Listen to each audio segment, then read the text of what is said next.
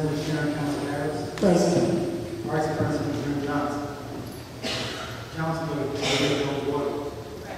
Councilor Carlette Brooks. Councilor Nicole Lee. Councilor Toya Monroe. Councilor Yamamoto. Solicitor. Thank you. Finance Director. Tax Collector. Engineer Representative. Thank you.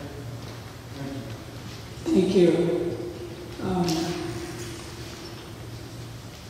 As we've done in the past with the workshop meetings, we want to change our agenda around a bit. If the residents are wishing to speak in advance of the reports from the department heads, I want to allow you to do that now. If you'd like to come up, Mr. Dawson, residents wishing to speak.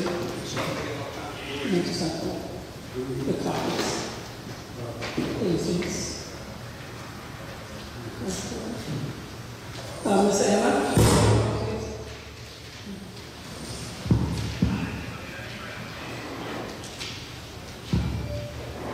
Powerful mic here.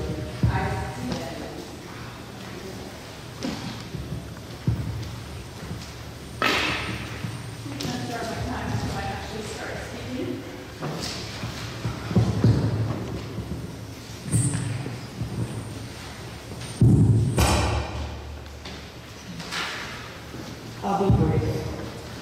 As elected officials, you have a fiduciary responsibility to the members of this community. Many people have spoken up about the dysfunction that is currently showing its face. I'm asking as concerned residents to put aside your political differences and start focusing on what is needed for this community, what is needed to make Dayton a thriving community. As an example, when approving the AP list, we need you to begin to look at the actual expenses and not merely approving any invoices. Part of your responsibility is to actively look at the AP list and question the charges and see if they seem appropriate.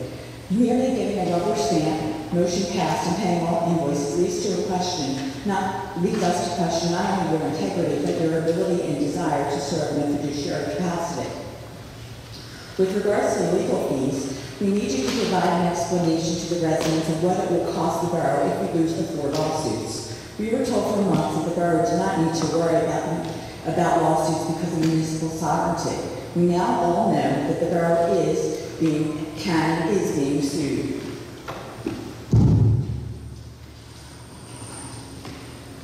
The question remaining now is what will the lawsuits cost this borough? Every time we get told that we're going to get an answer, something happens to continually prevent the answers from being provided.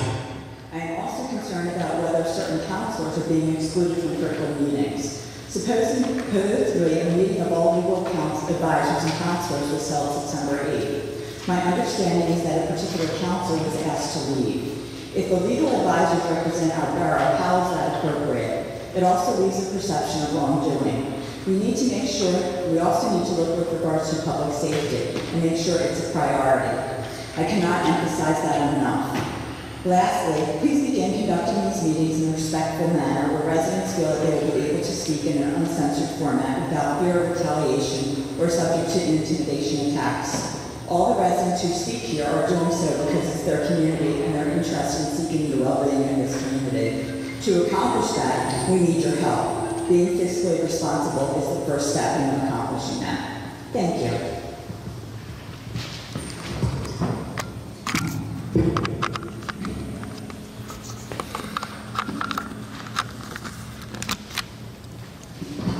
Elizabeth Novich.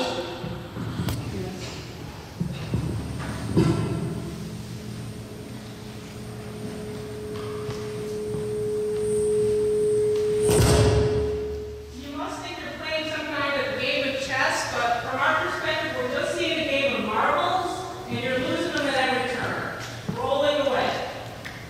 Trying to hold a press conference, but the press are tired of your nonsense and no one shows up. An emergency injunction about an issue that's been discussed for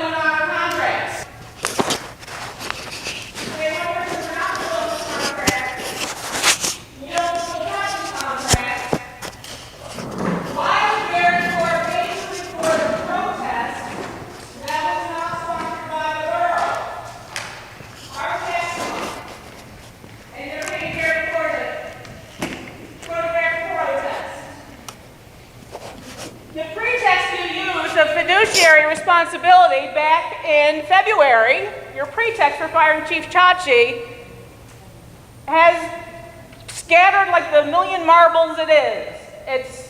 The pretense is ridiculous. And you're never going to answer questions because you have no responsibility at all. Your game of chess is a game of marbles. You're ridiculous. You need to retire again, like the last time when you were on council.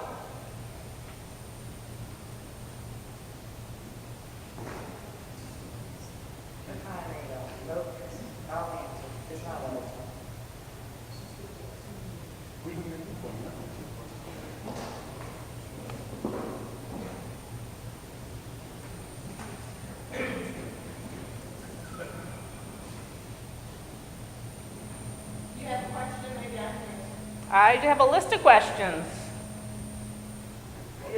Why did we pay Gary Corr to record a protest? Why hasn't Chief Chachi been paid the 776 hours he's owed? Why hasn't Sharon retired yet? When is the zoning board hearing going to be? I understand that question would be October 25th. October 25th. We got an answer. This is the first answer I have received this entire year. You should applaud or something.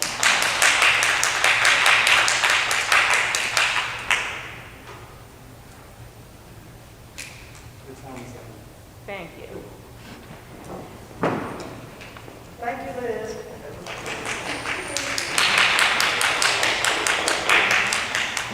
Clara Johnson.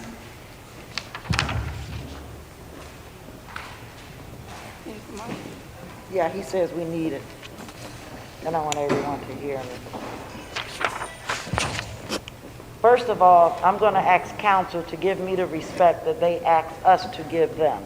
The whole time that the community is talking, Sharon, you're doodling on paper, and I know you didn't hear anything that Anna said, because I was paying you attention. You were digging in your pocketbook and everywhere else. But I asked for your attention so you can hear me. Thank you. You're asking the residents to speak to agenda items only, but to give us a bare bone agenda. Yeah, it's bare bone. It's a skeleton of an agenda. Sharon asked us, said that we can speak to the committees. There are no committee reports. Probably because you guys don't come out to the committee. When on the date, the 4th Wednesday of a month, when legislative is over, workshop is over, there's another way to silence the community. No one, Isaac, I'm not just talking to you, so I don't want you to take it personal. Please don't answer me back, okay? Because my time is my time. The community's time, again, is valuable, just like your time.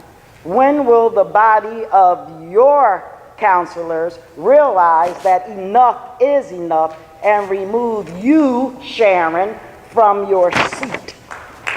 Stop trying to pass votes during citizens' forum. That's disrespectful. Yeah, you can blink your eye, but that's what you tried to do at the last meeting.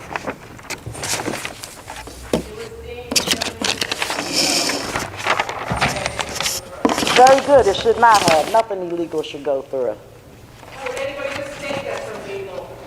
You are asking the residents to speak to agenda items only. As I said before, they are not available to us.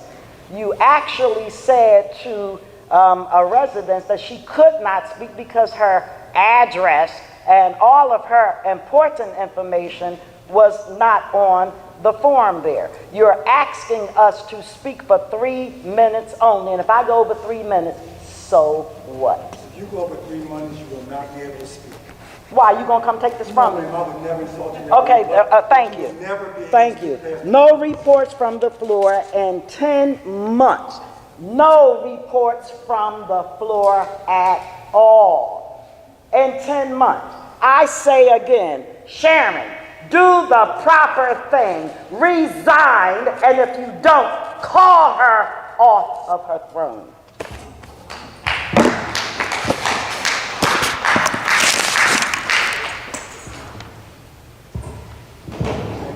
You're welcome.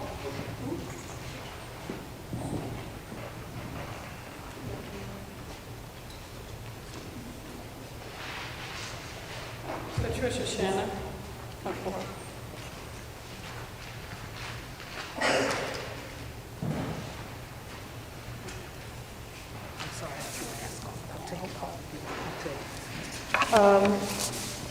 I'm just expressing some concerns about the confusion about Keystone tax collecting services.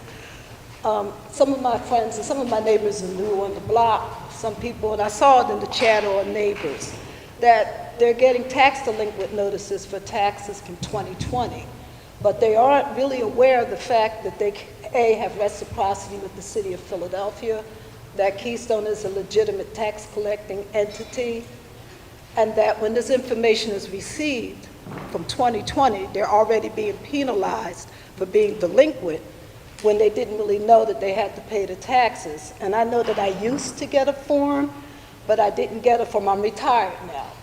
But the problem is that people that are new to the community don't know. It's not easy to find that information on the website because for a while this summer, the website was down.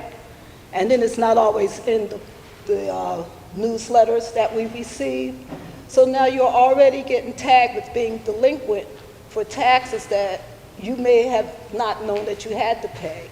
And two, there is reciprocity with certain areas around Yadin, like Philadelphia, which I did talk to the people at Keystone. They were very nice, told me to send in the W-2, and the case was closed. But some of my friends who, they already were freaking out, and I had to talk them down.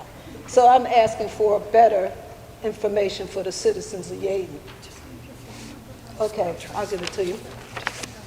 Okay, that you inform the citizens of Yadin in a more timely manner, that maybe by January 31st, they get some kind of heads-up notice in the newsletter, the newsletter that has the 10 things Yadin residents ought to know. That should be included, and in the process of why this money is being recouped, because some people didn't think Keystone was legitimate. And if you read Next Door Neighbor, they were calling it bogus, a scam, and 2 years later, that's money y'all could have had in 2021. And you're asking, some of these people might have moved or died. And, you know, they moved out of Delaware County altogether, and that's 1%, but if you add it all up, it's some money we could have used for something. So I just think that it should be done in a more timely manner, and Keystone should explain the situation more clearly. That's all.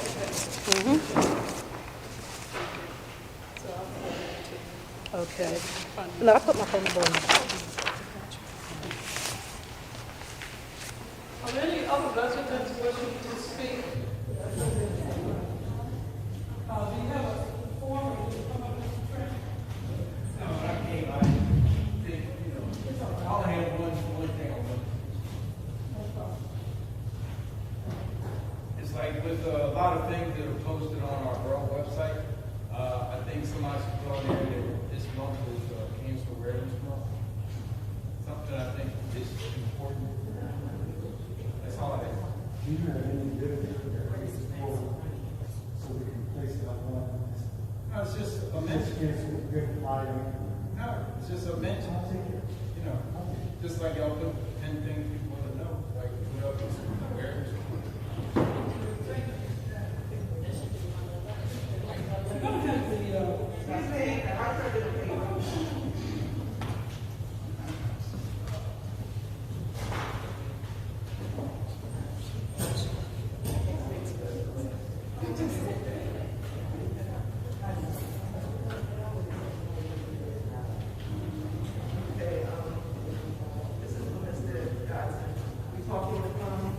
About emergency management, okay, and I asked you about other announcements besides weather and missing child.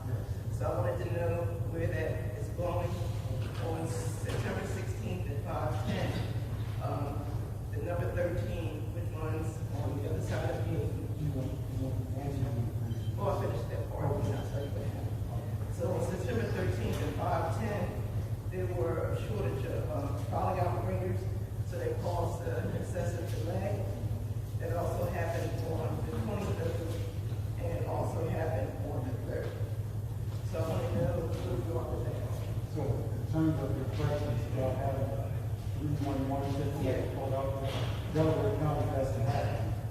We did the research and found out that we cannot get to the point that it would be as effective as it is in Philadelphia. The best we can do is when storm, rain, wind, snow, but it wouldn't go personally to your cell phone like it does in Philadelphia. Okay, that comes in Philadelphia, they get it through email, at Everbridge. When I talked to the gentleman, Delaware County handles it, we just don't have capability in Delaware County. It's almost like every borough voice. Okay. So we just don't have a system like that. So you know, okay. Okay, my other concern is the cameras.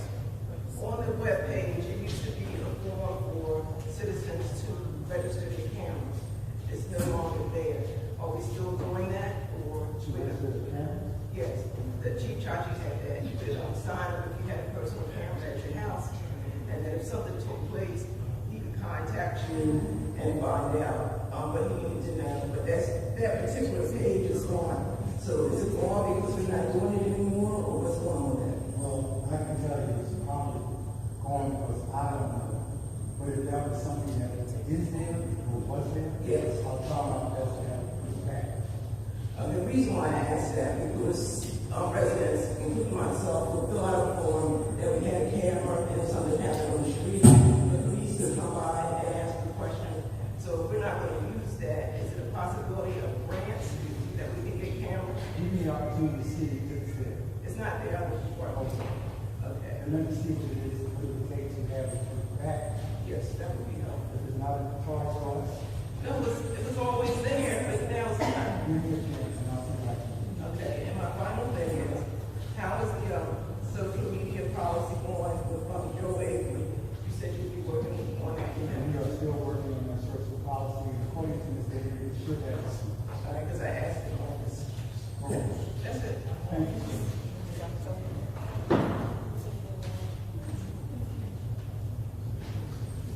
Well, actually, I have a question with respect to that social media policy. So, I have a question with respect to the social media policy. So, who is responsible for drafting this policy? I don't know. Sir, we are paying a lot of money to have this recorded. Well, If you don't want it, if you don't want it, you don't have to. All right. The social media policy. Yes, ma'am. Who's responsible? Mr. Joel Avery. How is Mr. Joel Avery responsible for creating a social media policy?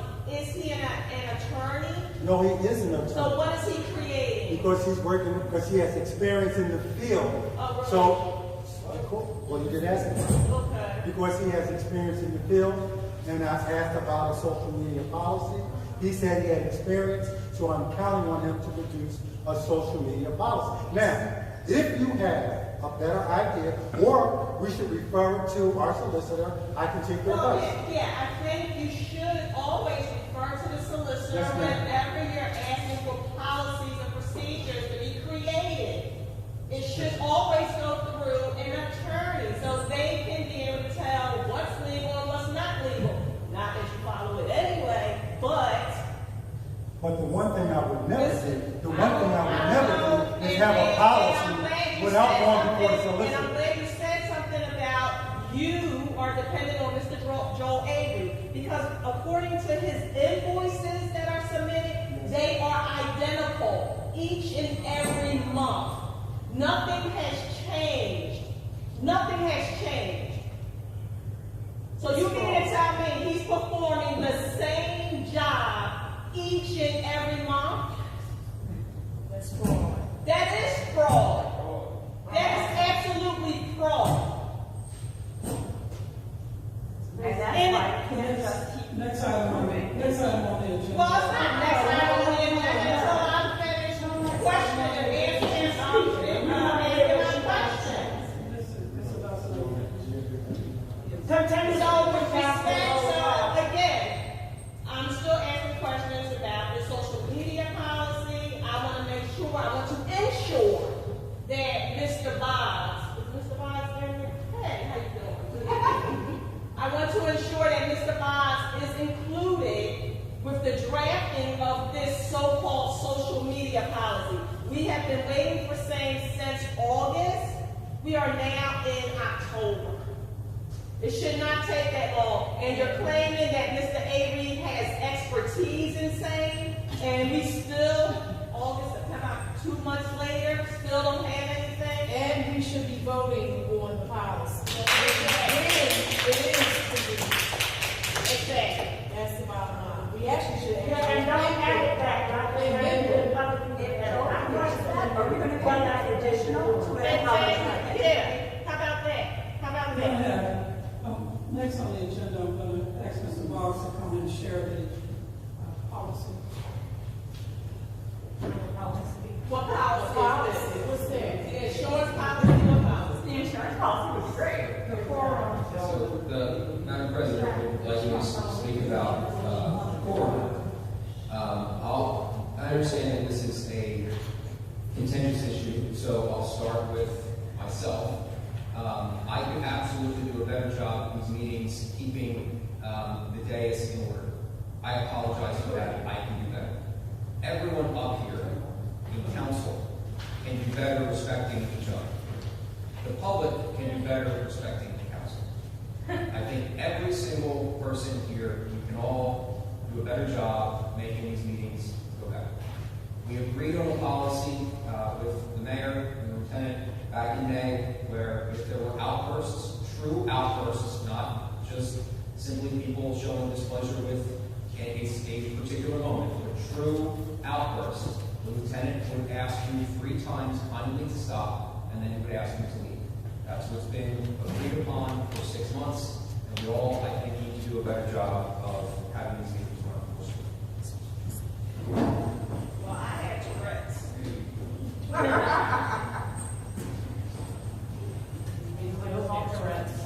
What I'd like to do now is have the department heads bring their reports, and if there are any further residents wishing to comment on those reports, you may do so at the end of those reports being presented. So for our chief, police department, would you come, sir? Mr. Vernon.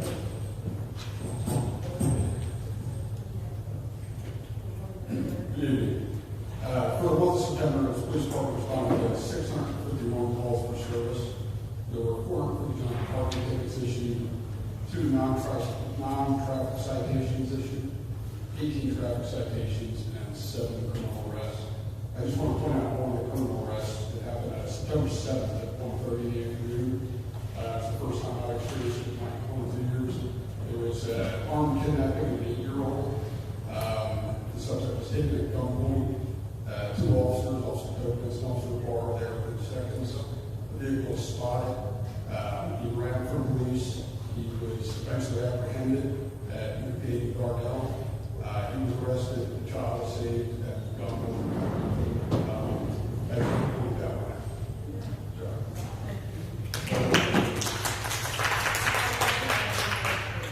Very, very easy. When you complete your report, does anyone from council ask you to give that to them so that they can have it prepared for us, so that if there is a question, we will already be prepared because we will have what we have written? I sent my report to the borough manager and his assistant. I will say that with this one, it was prepared today because the month ended. One ordinary. But typically it gets sent up to the borough manager. Thank you. We need those reports on the table so that we can engage properly. And they need to be uploaded onto the website the way they were last year. Hi, one other question. I did see something in the news about another arrest in Hayden. For homicide. Yes, that was a homicide out in New Jersey. Yeah. They had come down. Now, Andy's involved in it because we went over with them. They knocked on the door and took this female into custody. What we have to do is an extradition warrant so that they get held in our cell. We do a warrant in Pennsylvania saying they're fugitive from justice from another state. So then they go in front of one of our judges. Our judge looks at the charges from the other state and then puts a bail on them. They'll go out to county prison, and then they'll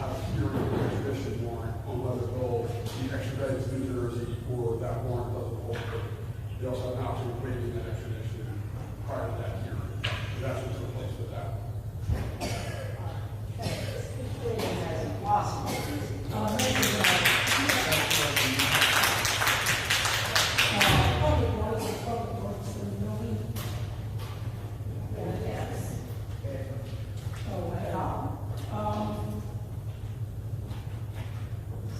Fire department, president, emergency management. I don't have a fire department report, nor do I have an emergency management. I do have the emergency management. I don't have a finance report. I don't have a recreation report. There was someone here for recreation. So I call for the engineer's report. Are we going to get those reports? When we get them, yes. Mr. Dyson is in the bathroom too. Good evening. I don't have many new items. Just as a reminder for a few of the items we talked about last month was we'll be meeting with the borough manager of Public Works on the Borough Hall building evaluation. Last month I mentioned we were applying for a Keystone grant for the library. On the agenda this month is a resolution just to move forward with that application. And we are working on that. This month, or 2 weeks ago, was announced that the borough received $260,000 for a watershed restoration grant on Blunston Run. So that's right behind the apartments there. There's some really deep cutting into the stream, so we'll be working to repair that as part of this grant. Work for that will not begin till the end of next year, maybe the following, with permitting design. You'll see there's the A through G storm, various storm projects that have come up. We worked with Public Works to come up with a list here. Again, we'll have to prioritize or see which of these projects we want completed as part of their Urnell annual contract. And then the last item is the McDade Church intersection. We did get note that McMahon secured PennDOT permitting, so that can move on to the next steps as part of the larger West Coast Creek project. And we are still waiting for PennDOT's determination on the speed hump on McDade. Question, Church and Whitby, the traffic light, apparently there's an accident and will bent that traffic light. Is that PennDOT's responsibility, or is that under your opinion? So McMahon is a traffic engineer, so we'll have to double check with them on that area unless you know. That will be installed this week. Even better. It was supposed to be last week, it's now this week because of a spring issue with it. Okay. Just come. Sure. we can do this.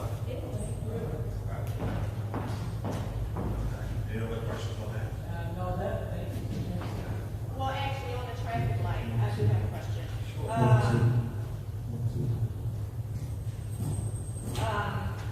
When the traffic lights are not working properly, how do we know? Do we rely upon the residents reporting that they're not working properly, or do we have someone that come around? Is there some sort of signal that goes to a computer? How do we know? Most of the time, residents will call in to the police department. Police department will notify us and your signal service, and we're pretty quick with all that. So the call should go to the Public Works Department. Yes or no? That's during working hours, yes. Police department will be able to dispatch 911 to us, to civil service. It's definitely should be a 911 issue. So it's a 911 issue. Just like a sewer call or anything after hours or during hours, the police department is well capable of sending that to us, documenting it and getting it to all respective parties. Okay, so we should call 911. Yes, 911 is probably your best bet for us. Okay, great, thank you. All right, so my report will start with, let's say, leaf season is October 17th, it's going to be starting this month. All residents, if not aware, leaves should be put out with their regular sweep day. Should be picked up once a week, any of the fire E-waste and yard waste for October is October 28th for e-waste, October 14th for yard waste. During our regular hours of 8 to 3:30 in the afternoon. Abatements, we destroyed 7 abatements this month. They were very bad, very large, and Public Works did a fantastic job on these abatements. My guys were out of this world. Borough Hall and the library are undergoing a small but well-needed, this called landscape cleanup. A lot of old bushes, a lot of old trees are being removed. We're just trying to bring ourselves back up to speed on beautifying this borough. All the trees in the borough parking lots have been, half the trees have been removed. The rest will be removed this Saturday. All the stuff will be around. And we're in a planning phase of planting new trees for the borough and the library. 3 major sanitary sewer projects underway. Gate Avenue, everybody should be aware of the problems on Gate Avenue. Gate Avenue is underneath going a ramp for a sewer project from Whitby Avenue to Cedar Avenue. After that's complete, we have 2 issues on Gate 8 hour block and Sarah Avenue 8 hour block. Really end up November.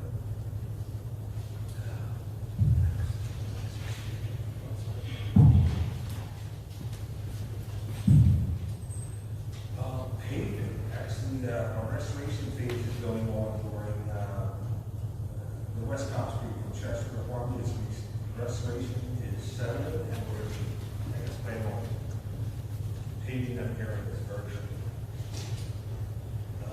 2 new crosswalks will be installed on Church Lane, Gulf Avenue, and Whitby to slow down traffic, pedestrians, and safety crossing. That's something we at Mr. Dots are working on, and that should be completed within the next month. Okay. So, question, yes. On those crosswalks, so, please excuse my ignorance, but is the crosswalk on something similar to like the painted lines, like bright yellow, and what is it? It's going to be more than painted lines. We're actually painted crosswalks that are reflective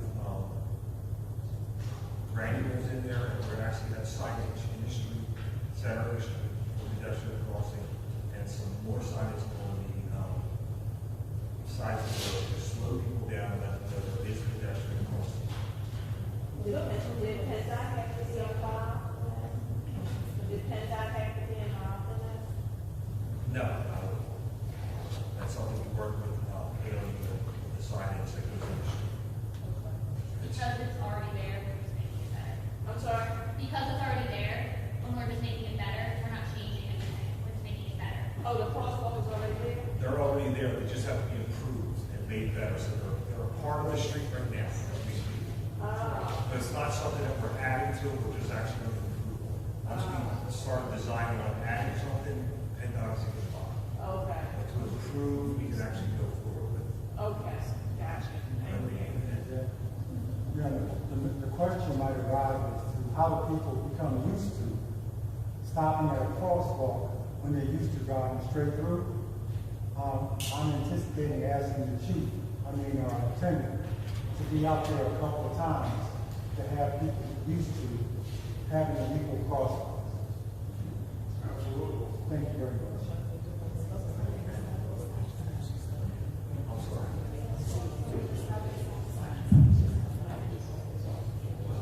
We have to add signage, we have to add police officers, we have to add awareness, and more of that.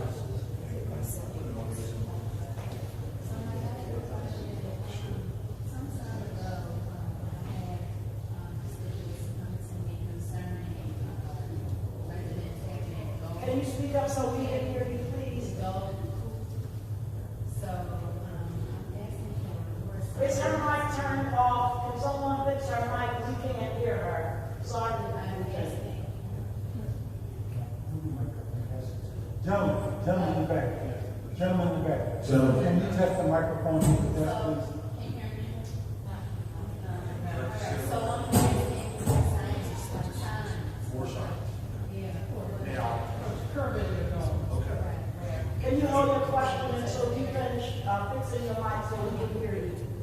There are locations where they're, where they like, because they're at the park.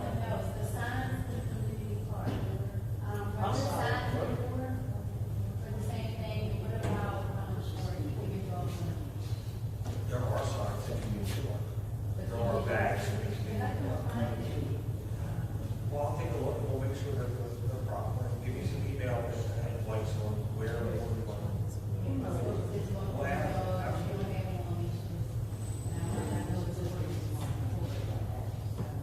Absolutely. Ms. Council. Maybe put that in the next newsletter. That would be nice. It would be lovely. Useful information.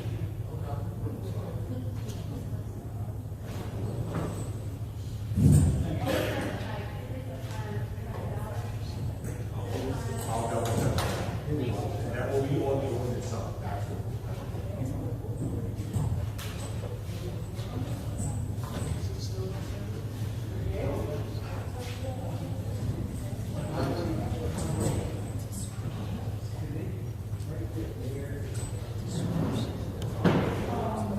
Next, we're going to have the manager report, Mr. Dawson.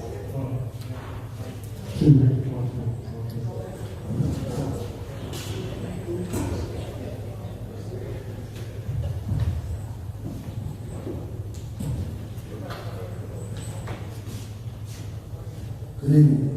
My management report is dated September 2022. And item number one is on September 7th. I attended a meeting at Community Park with Councilor Talia Jones Waters, Recreation Director Roy Hunter, and Jamie Anderson of the Eastern Delaware County Storm and Water Collaborative. At that particular meeting, we were talking about toys or equipment for our top block. We also had a discussion concerning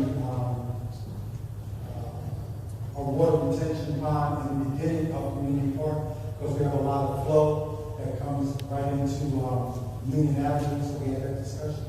We also discussed bringing two of our grants together so we can get these projects on the way, being pavilion, picnic table, barbecue pit, all kinds of things that are planned for the spring of 2023. On September 20th, had a discussion with two vendors, one from Traffic Logic, the other vendor was from Traffic Solutions.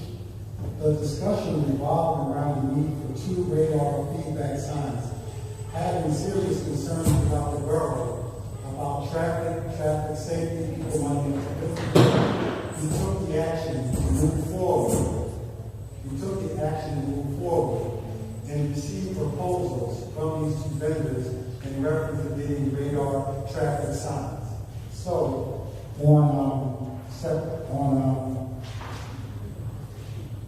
September 22nd, after had a discussion with our finance director, I was given permission to move forward to order two digital radar feedback signs.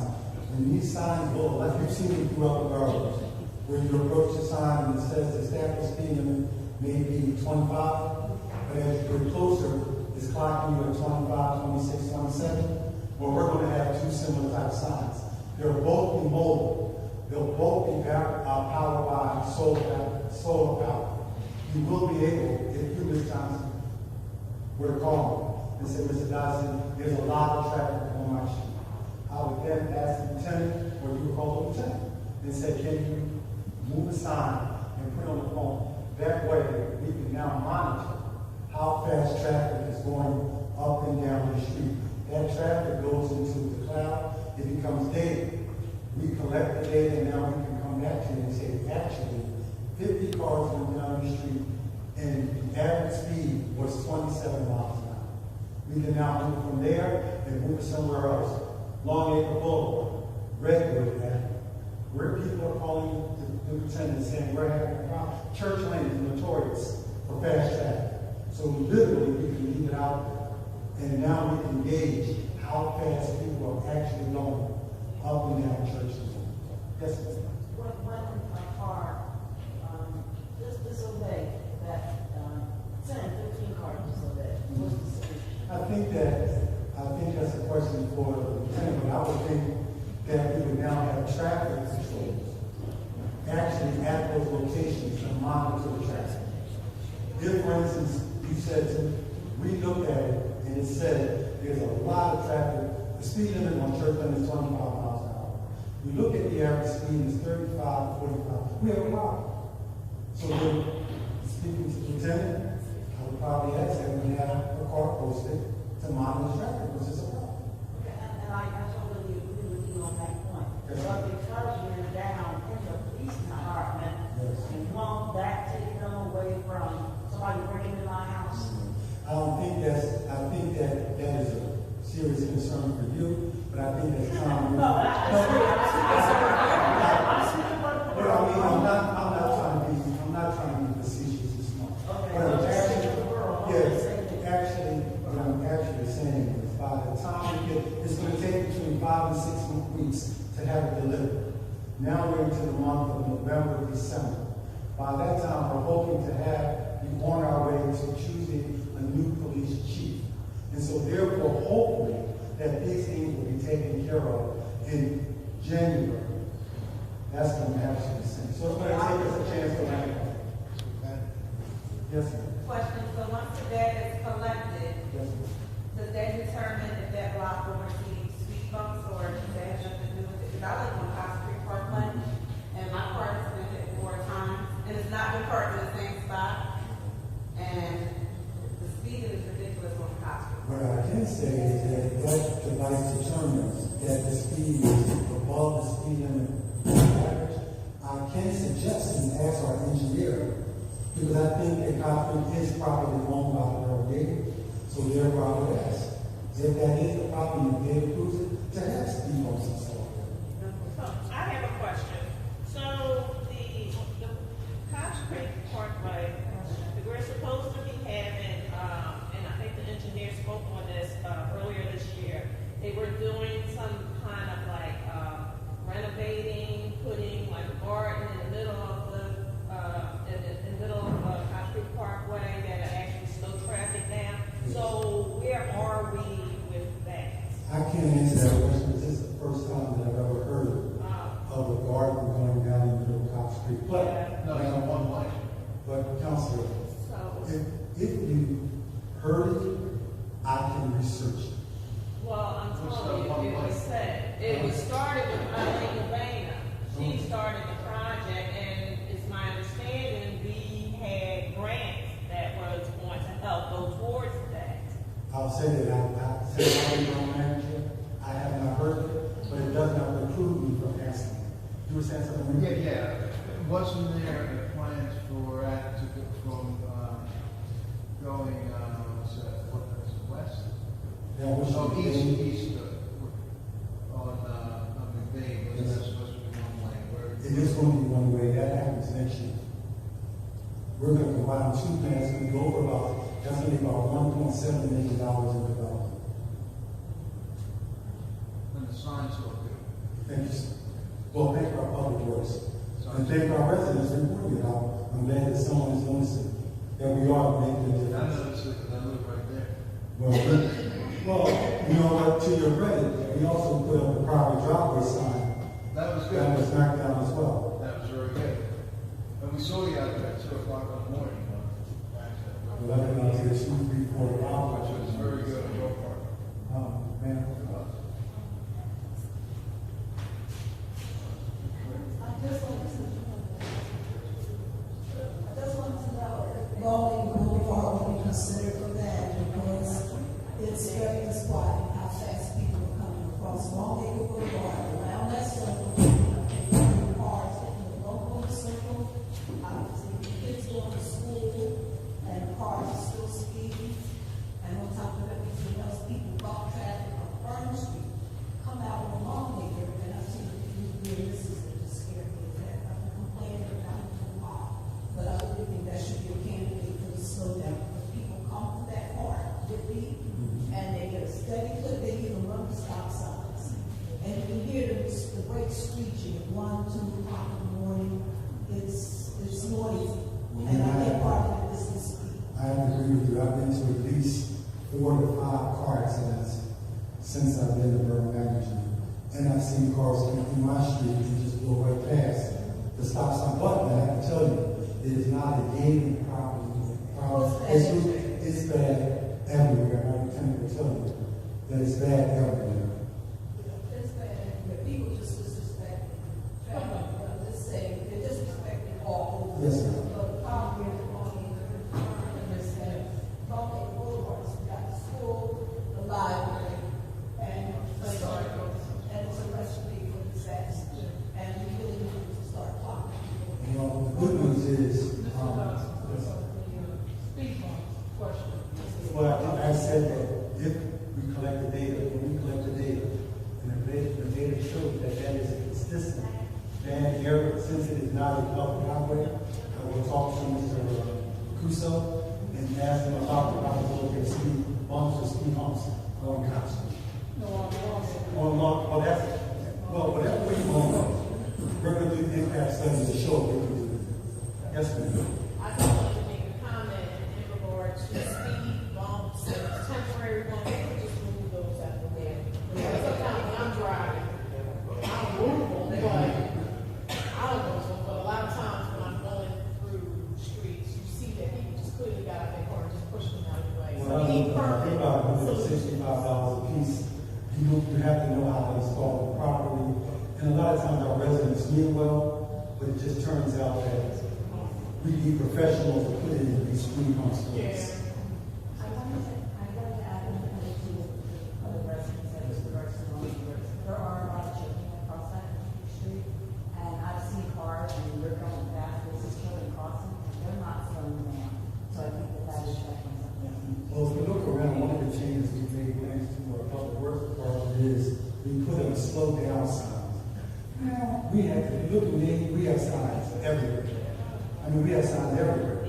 The problem is, people don't often pay attention to the sign, but we are making attempts to slow down traffic. Pay attention.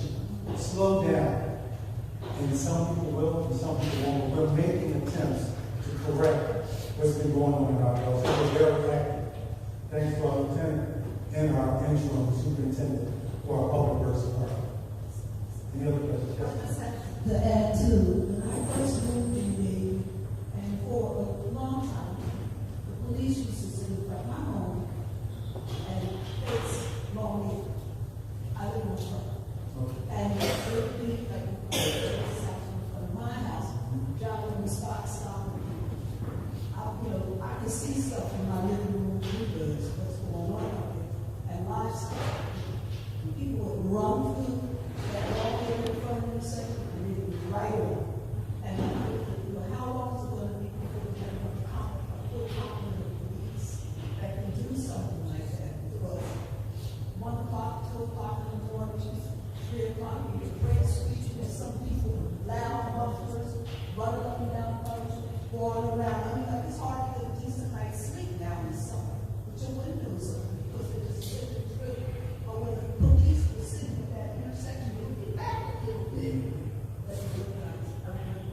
And they would be back a little bit. And then when people came out, they would just come right on up, pull them up.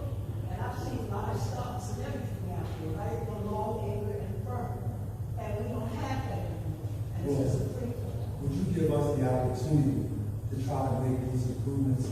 I can't really do anything about what it used to be, but I can do something about what's going to be. So if you'll give us the opportunity to work with our lieutenant. I'm not saying that you're not, I just said, want to know if we're ever going to have enough police to reinstate that kind of policy or observation. I know we're going through some changes. I don't know when the things are going to change. Don't here now. But I'm just letting you know what I used to see and how it has impacted. I have enough police here to guarantee that there's somebody watching every second. That's one of the worst things I've ever seen. It's not having people there. So hopefully when you get somebody who ain't got a priority to address that intersection. Well, we have good news. Thanks to our council president, we have a very intensive study going on in our police department. And hopefully from that study, scientifically, we'll be able to answer the questions that you're asking in terms of more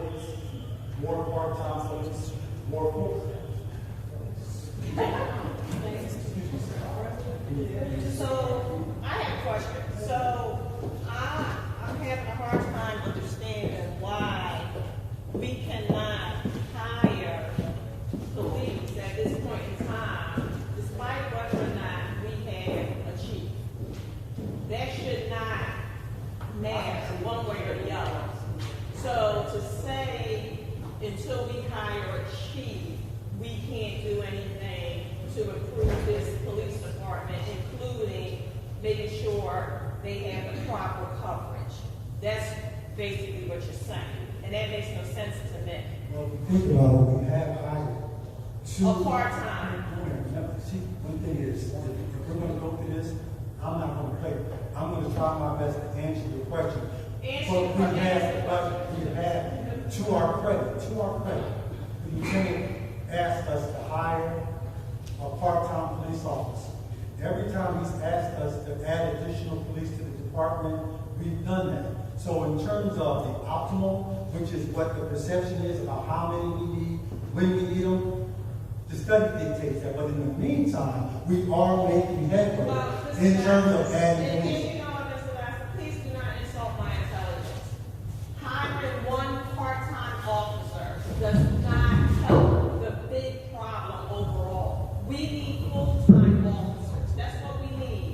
And because of the lack of council's intelligence at this point in time, we don't even have a proper commission in place so that we can start coming up with a list of applicants to hire.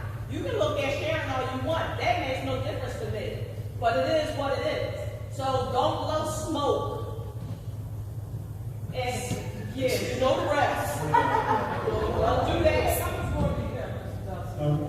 Yes, ma'am. So where I left off at, the price for transparency is $6,158 for the sign. My fourth item is for September 9th. At our directors meeting with our interim superintendent, Mr. Caruso. My senior name was over. That's what is it?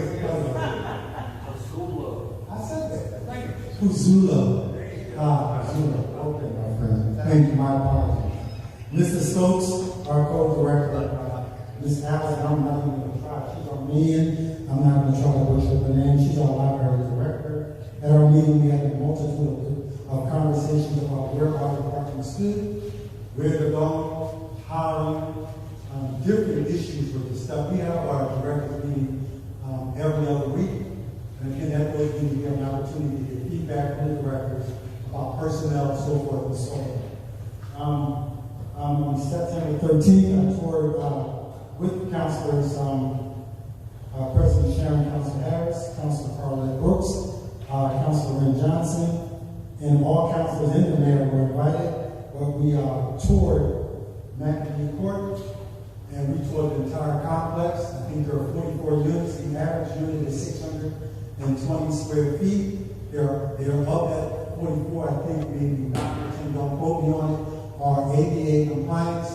They are beautiful units, beautiful windows. You can, if you are ADA, you can take the wheelchair, go right to the doors, use your phone, it opens. If you're ADA, the sinks, the cabinets have been lowered, so you can just ride your wheelchair up and use it. So they spent more than $10 million to build that. That is the largest development project that we've had in Dayton in a number of years. And on October the 10th will be their grand opening. And I would ask that as many residents as possible go and visit. And our council president, Sharon Council Harris, will be a guest speaker at that opening. I have a question about McNamee. Yes, ma'am. You said they spent how much to build that? I would say, I said, don't quote me. When I asked the engineer, the junior engineer, he told me about 10 million. How much is Dayton? Dayton?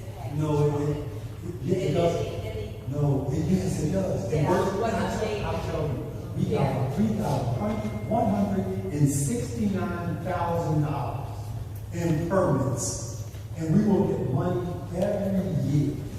And that's Wait a minute. I'm asking what is Dayton going to be getting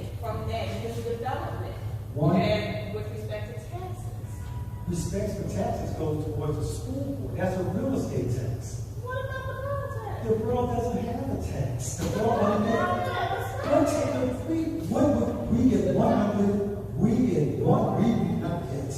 We received $169,000 in permit. That's what permits. I'm talking We don't- about what there do is- we get as far as. It's a non-profit. But to my knowledge, we do not receive, I don't know. We only get $700 a year from the cemetery. That's all we get. So we're supposed to have a pilot agreement with Grace Court. If- We're supposed to have Okay. that. Okay, and that's going to be another question for another day, because I don't even think Dave is getting anything from that. What are we getting from this new development? Do we have a pilot agreement in place with this new development? All I know is that. So you don't know? No, you're right. I don't know. All right, Thank but if you talking about they spent $10 million, what is it, what does it mean to be? Well, again, other than the 169, I was. 169 for permits. Other than the 169, I was. That's a one-time deal for services. Every year we do inspections, we get money. Okay. Anybody who rents property, rent property, it has to get a permit for the inspection. So that, no, we're not talking about that. And we're also have to pay a borough tax as well. All I can tell you is, Councilor Roback. So you don't know. But I'll tell you one thing I will do. If I don't know, I will find out. Please do. Absolutely. Okay, so I've encouraged all the residents to come to that on Monday, October the 10th. And on September 17th, I attended our local community day event, which was well organized and well attended. I received some great and positive feedback congratulating those who organized that event. And I have to say, it was a job well done. I think we'd be remiss if we didn't thank our councilor, Talia Jones-Wood, who worked very hard and our committee to bring that together. And on item number 7, I received a call. No, but I don't want you to go to 7 because I have a question on number 6. So we will also be remiss if we did not thank our donors who donated. Do we know the names? Can we identify the donors? Mr. Jones, Rivers just came back, so maybe that's a question you'd like to ask. Well, the question is out here. So, give her a mic so we can hear her. The folks that I reached out to, the law offices of Mark Mudge, as well as our engineer. I believe that Dr. Nichols reached out to other sponsors, so you have to take that up with him. I believe what he told me from the various scientists, he received 1,500, but myself, I received 800.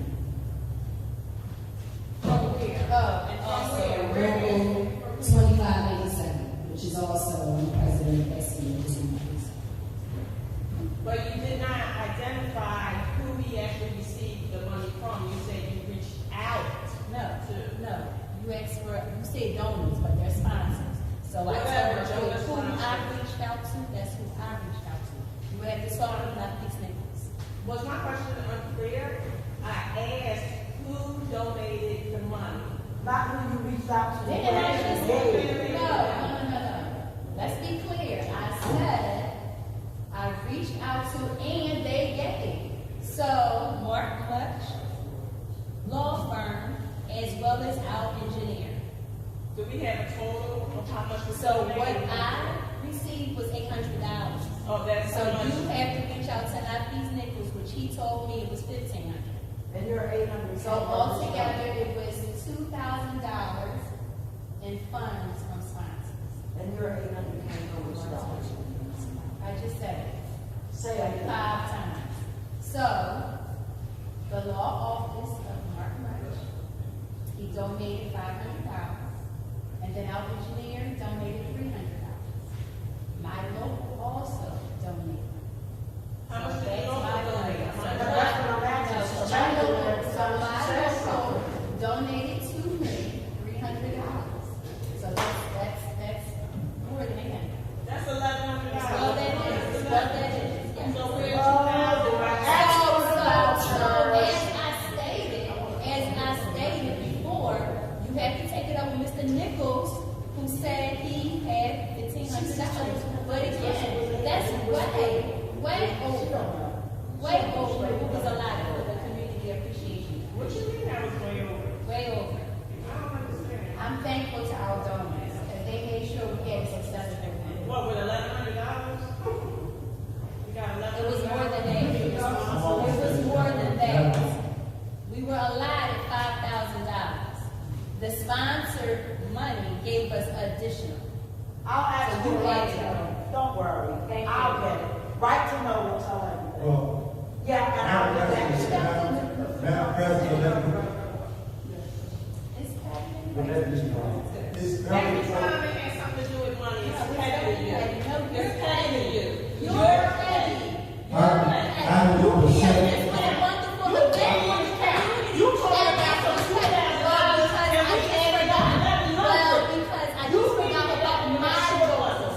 I just forgot about my goals. Well, you weren't petty about money. That it was a You weren't success. petty about money. You're petty that it was On a item number 7, I received a call from Mr. Stokes asking for permission for the declaration of disaster emergency. The emergency declaration was answered and granted for our borough because of a small fire, electrical fire at Grace Court. Some of the residents from Grace Court were relocated back here to our borough hall.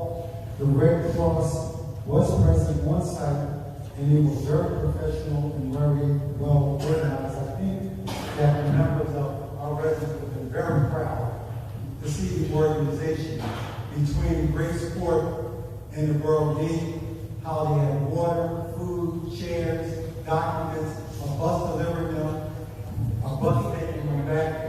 Only one resident had to go and stay in a hotel. So, and I visited Grace Court to see the damage to the apartment. It was substantial, but thanks to Mr. Stokes, thanks to our borough having a beautiful hall, we were able to accommodate, and in the future, we will be working on an emergency evacuation plan for our borough. On September 21st, I met with Mr. Joe Capuso of the Spinelli Engineering Firm to discuss upcoming projects and budget issues. And we're right on point with our projects.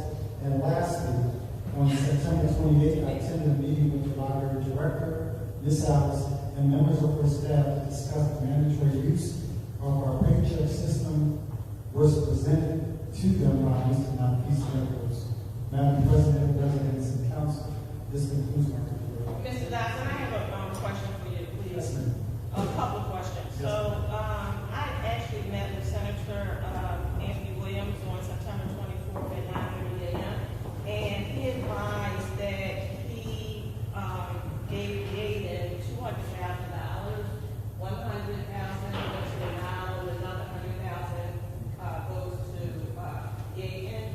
So I don't recall hearing anything about that. I wasn't here at that time. I heard the same thing, but I have not seen the money. Okay. I've heard of it. Okay, so, also, the AP list, the past couple of months, I've been noticing, we have been getting, different AP lists. Some people getting one AP list and other people getting a totally different AP list. And to be quite honest, it's very confusing, and it gives me uncomfortable vibes, because I'm thinking something is being hidden. So when I took a look at the last AP list, I noticed some things on here, in particular for an invoice for Gary Core. On Flag Day, he was paid $1,000 for 3 hours for taking photographs. I don't understand that type of money for 3 hours. And who's approving these monies like that? I think that is the lane that I'm not in. That's the lane that Mr. Nafis Nichols is in. So I think it would serve the best. I think it would really serve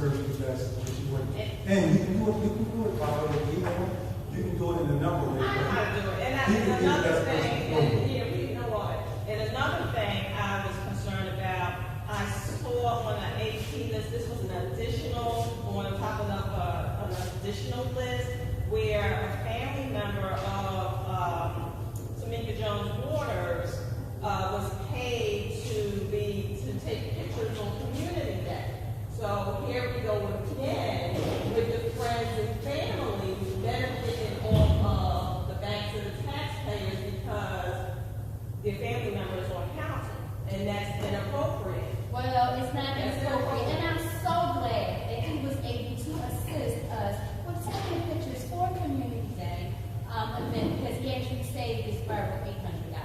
So thank you. Where are those pictures? You're not going to They were in the newsletter, so you will see the pictures. You will see the pictures. And he worked diligently. He worked diligently for only $200 all day long. That was no, it's nothing against that. Mr. Dodson, from ours to Lake County, you know, sign outside the convention. I found that you is person. You're so petty. You're so petty. He said we brought $800. You're so petty. But we're paying another $5,000 for 3 hours. Yeah, well, Make it make sense. I don't know. Yeah, you But know you know that. what? If You he know had that that. same time, Make it make that's sense. what I'm saying. Make it He make saved us sense. $800. Make it make I made it make sense. Make it make You're not sense. Make it make sense. You're not making Make sense. it make sense to me. You're very petty. Okay? You're very petty. No, I just don't have to. You're very petty.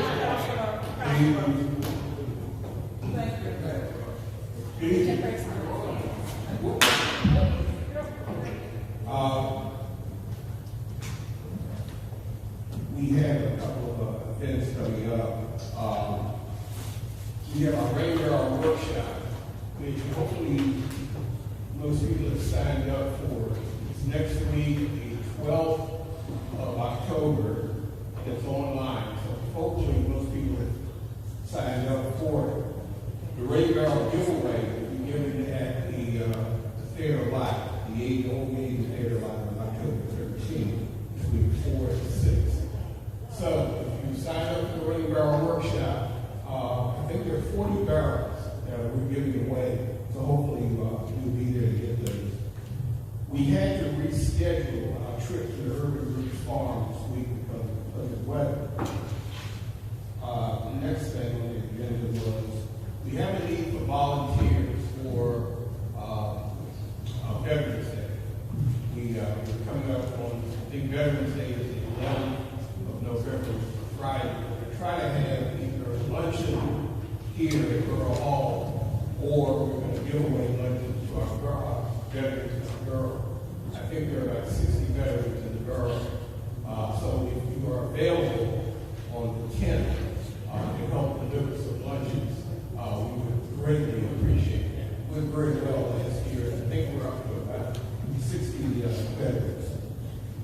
If you haven't seen our list, we have a number of things going on here at Borough Hall. We have the morning stretch that's done by the library, and I think that's on Tuesday.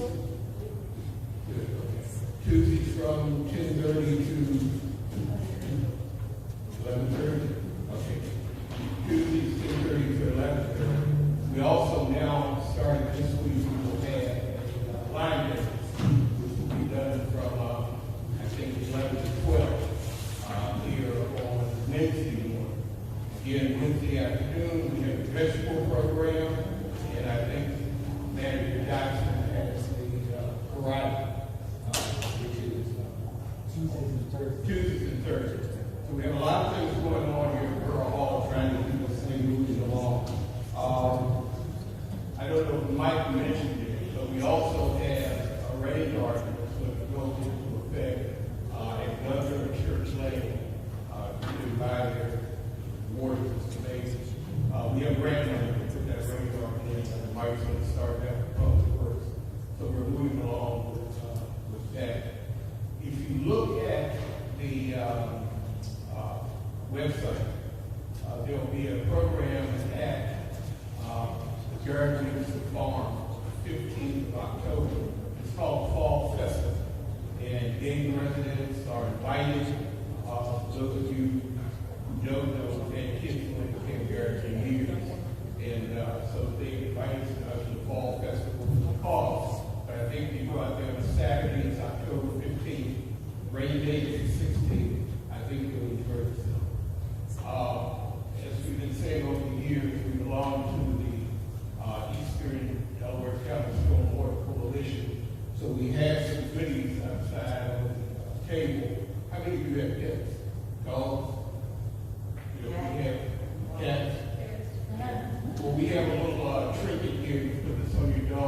leash, and it has doggy bags with it, so we have a whole bunch of things on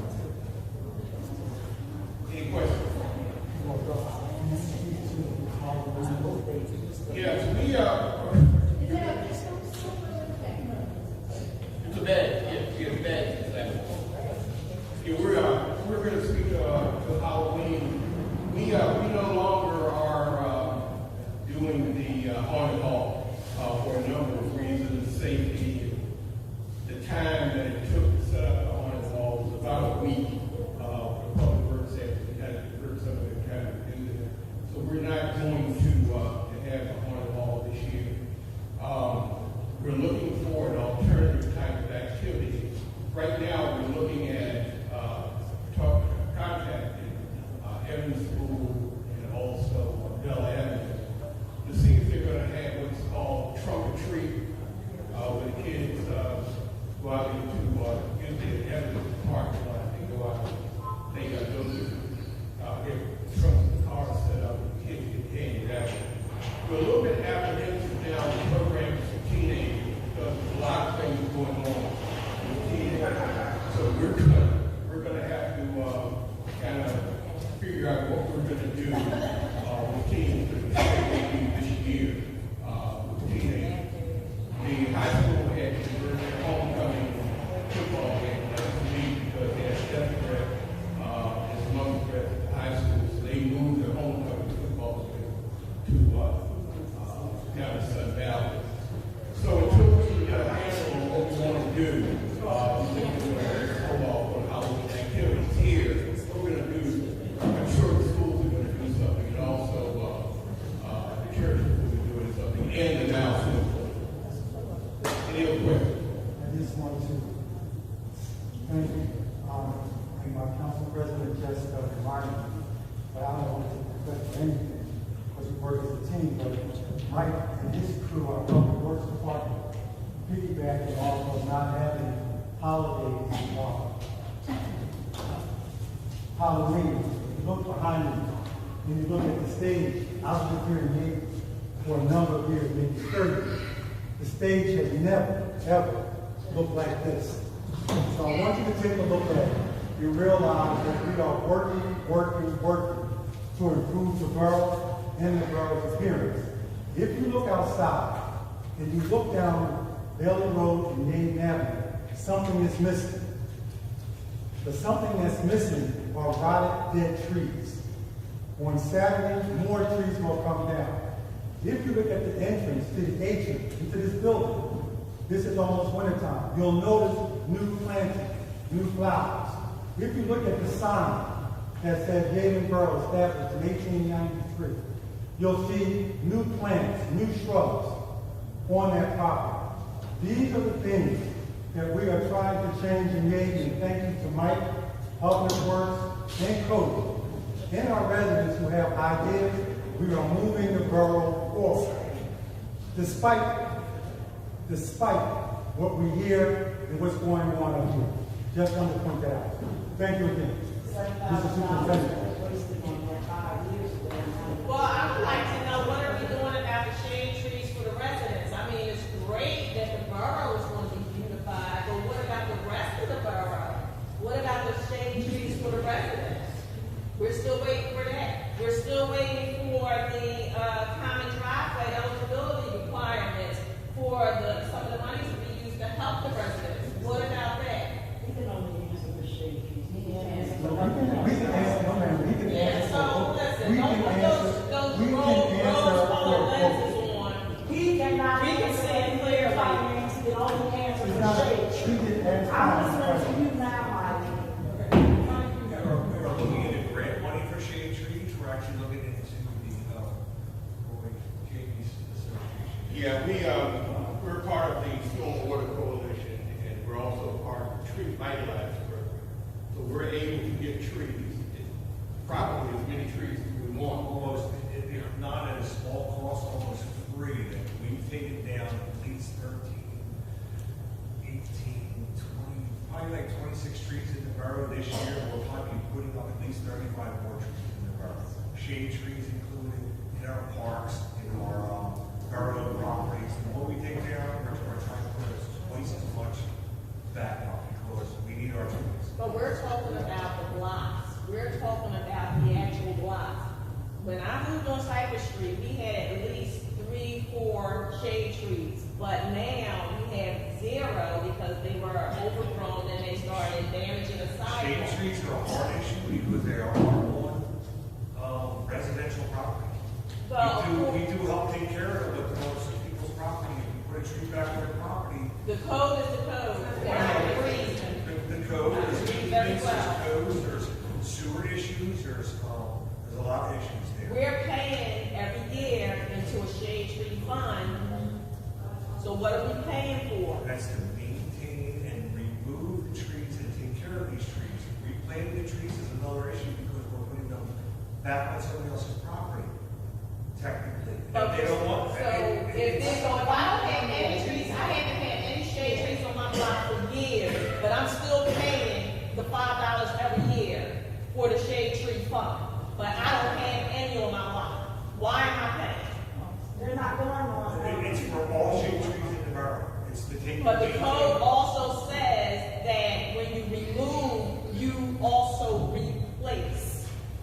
That's what it I says. got you. And we're replacing in other areas, but I'm not. You're just replacing it on borough property. You're not replacing it back in front of the properties owned by the homeowners. Gotcha. And that's the problem. We don't want to live in a concrete jungle. That's We not are supposed to be a tree homeowner. line. That's what they do. The homeowner department doesn't start work, most cases 10 feet back. But that's a right of way. The homeowner does own the property. No, they don't own that little, they have to shoot the sidewalk in the street, the homeowner does not own that, they are required to maintain it, mow it, they. I will double check with the ordinance. I am positive I believe that the homeowner does do own that. I'm not gonna. They have to, we had a property survey recently because of reasons. And on Long Acre, it starts 20 feet back, 9 inches, that's for a property. 20 feet on that main part of Long Acre. We have, Take it out and put it like there. we have a stormwater, we have a stormwater meeting tomorrow, and I'll bring that up as an issue, but I think we can definitely, we have trees that we can put on homeowners' property. Small trees, like some people have Japanese maples, you know, which don't get real big, they're beautiful. What Lansdowne does, Yeah. they offer the free shade trees to the residents with the stipulation that they plant them in their front yards. Because yes, those parkways are not always under a tree. Now, you understand that, most people, your street, the strip is small, you don't take small tree. But Lansdowne does a workaround. We can do what Lansdowne does. Offer free shade trees to anybody that wants it, help them pick it out. Yeah, I'll definitely bring that up tomorrow. Yeah, Some of these houses, some of these streets, you walk down the street and you can feel the sun beating on you. You see people choosing their walking routes by where the shade is. People cross the street because one side is shady, and you can feel it. And when you go into the nice neighborhoods, or if you drive up to River Creek State Park in the summer, you feel the whole temperature drop 5 degrees. You drive to the park, it just drops. So we need this because every summer is hotter than the last. And some of these streets are brutal, and we have a lot of people that walk or jog exercise, or walk their dogs. There's a lot of people that walk in our community. You can also offer the trees to the homeowner as well. There's an ordinance and already written under shade tree that if you give it to the homeowner, they have to maintain it. You can abate it if they're not maintained, but it's not the borough's responsibility if it's on the homeowner's property. Yes, you can. If I wanted a shade tree, I could get one. I should be able to get one, but I should be the one that put it on my property. I maintain it, or it will go through a basement. In addition to just the temperature, there's studies that show that tree-lined streets slow traffic. It's a common measure, a traffic common measure. And when you get down to that block of Long Acre, the trees are down between Rose Street and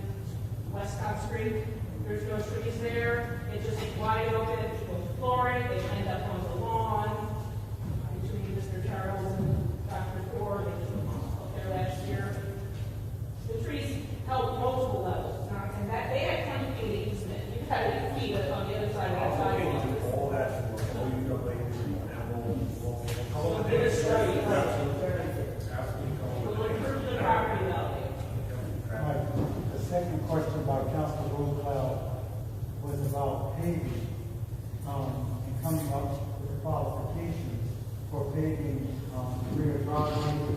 We don't have the qualifications, but we do have the contractors who are bidding on repairing the rear of our residents. That's all in progress. We've had at least 3 to 4 contractors come.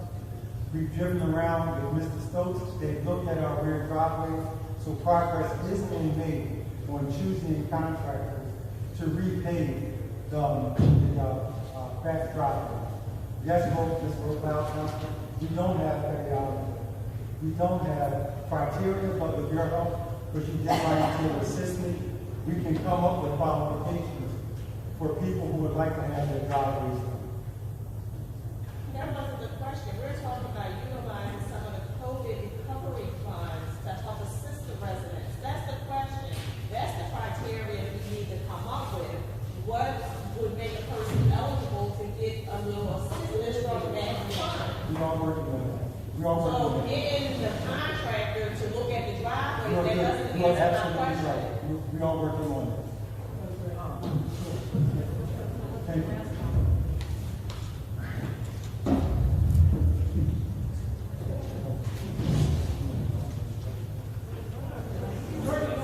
The next report is emergency management.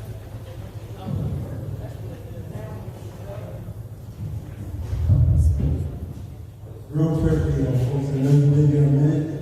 So I'm going to read for the Code Enforcement Department Emergency Management dated for September 2022. And there were a number of zoning use applications at 421 Church Lane, 816 Bullock, 517 Church Lane, it was denied. 545 Fern Street this offense was approved. 727 Church Lane, dentist office, it was approved. And 8021 Wendell Avenue, a rear deck, that was approved. And 421 Church Lane application to operate wellness center is being reviewed. Zoning hearing applications, there were none. The hot spots in Dayton are 463 Bailey Road. The owner has excess material in the yard, was advised to clear. Violation notices and citations were issued. Church Lane Bridge, illegal dumping, and Mike and Mr. Stokes are dealing with Upper Darby Maintenance Department on illegal dumping under the bridge. Some of the action items for 6250 Baltimore Ave is in the process of being sold. The Keepy Court senior living lieutenants are now moving in. Met with Waste Management in reference to trash collection before 8 a.m. ordinance. We'll be rerouting trash pickup as Zesty Pizza on Rockland Avenue, where they will issue citations from prior pickups. There's one issue for fire-related issues, that's at 513 Hollow Road. Owner is in the process of starting cleanouts and begin renovations. Closed items, our code director and Albert Quality staff attended the PACO Pennsylvania Association of Code Official fall form classes on the changes to our borough codes. Forest Creek Apartments, 300 North Front Street, trash issue has been corrected, but on Sunday, I went by there, no, that's Forest Creek. On Sunday, I went by Washington Crossing, where the dumpsters are outside of Church Lane. It's atrocious. So if anybody wants to email, I'm already on. Upcoming items, property owner at 1100 Chester plans are in hand for the commercial inspector for review. Met with several paving companies to get documentation of what they would be able to do for the borough and residents. In the upcoming weeks, there will be a meeting to go over zoning changes. The important issues are 3, still need to appoint a borough planning commission and a zoning office. Ordinance changes, zoning board is still working on changes for zoning update and rear driveway. Once again, decision was made about the possibility of addressing this to the Councilor Road. Decisions were made for the possibility of funding to assist the residents, as you stated earlier, for the backlog. I said it last month. My man, I'm addressing. Yeah, but you told me last You know, month. I was just trying to be. Yeah. You know, We've been So violation notices, there were 63, resale 17, retail inspections 14, citations issued 28, court cases are 2, requests for action complaints 18, fire investigations 1, fire inspection 0, fire safety training 0, vehicle violation notices 8, cleanouts 2, contractor registered 1, building permits 36, this is what we get revenue from, electrical permits 4, building permits 4, mechanical permits 5, permit zoning inspectors, inspections and plans, street opening 0, dumpsters 3, zoning hearing 0, zoning use permits 6, planning and subdivision 0, and handicap parking 1. The total for property maintenance basics for 2022 is $25,959.94. Madam President, this concludes the report on the emergency management. One more thing from that report, well, it wasn't on the report. The project over on Church and Chester Avenue, that project, Director Stokes was trying to put together a little town hall for the community to address their concerns with respect to that project. I was told that he was going to try to have something scheduled in the middle of October. Where are we with that? So since we don't have our own local planning commission, that gentleman went to the Delaware County Planning Commission, but before he went there, he had a neighborhood meeting. The neighbors told him, Mr. Park, what they wanted to do. Mr. Dodson, I understand that. I received the email from a gentleman that was part of that meeting. What I'm talking about right now is a follow-up meeting with the residents to give them a status. That's what I'm talking about right now. The status as it relates to The project, Mr. So Dodson. there is no, I can't figure out why there would be a follow-up. Because all their concerns have not been addressed. But the Delaware County Planning Commission passed the plans. Mr. Park will be here at our October meeting to ask council for approval to move ahead with 1100 and 1108 to have retail and apartments at that location. So they would, I can only conclude, you may be better than I. Church and Chester, that is, they are coming, he is coming to ask permission to have us approve. Yes, we have to take the project. You don't understand my question. I did understand. Well, can we talk offline? Yeah, but right now, I have a question. Yes. I do believe, and I do see on the agenda, it said ordinance and zoning. I see nothing about code, and you read the code I report. read an emergency management report. I did not read a code report. That's what he puts in his code report. Nevertheless, code is not on this agenda. Where the code department is not on the agenda, he will be required to give his report at our legislative meeting on the 20th. I still have something to say about the code department, even though they're not here. This is our quality of life. This is our quality of life. You can pass them down so we all can see. I already know what it looks like. I know what it Just looks pass it like. down. Just pass it. Council did not give you permission to approach the desk. I don't know what you're talking about because I'm not his child. My mom and my dad did, so I don't need It's to. online. You didn't have permission. Doesn't get any better than this. There's a couple of questions that were raised earlier about the number of police officers that we have. I'm going to pose this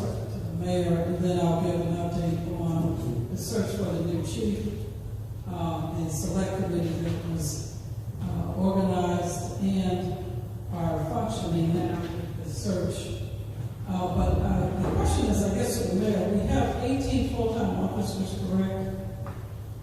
Now, 21. 21 full-time officers. A lot. No, I'm asking, practicing. 16 and 16.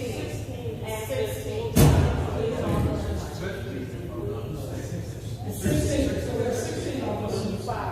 And we have two recent hires, part-timers. The one part-timer has not cleared yet.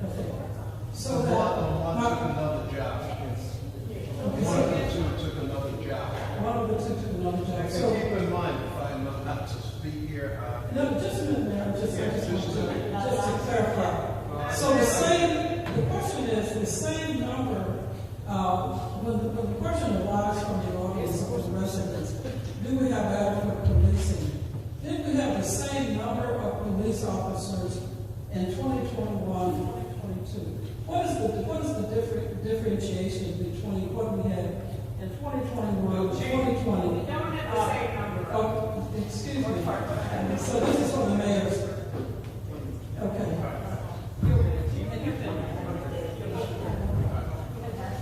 The difference is we were short-handed before the chief was let go, and then that added to it.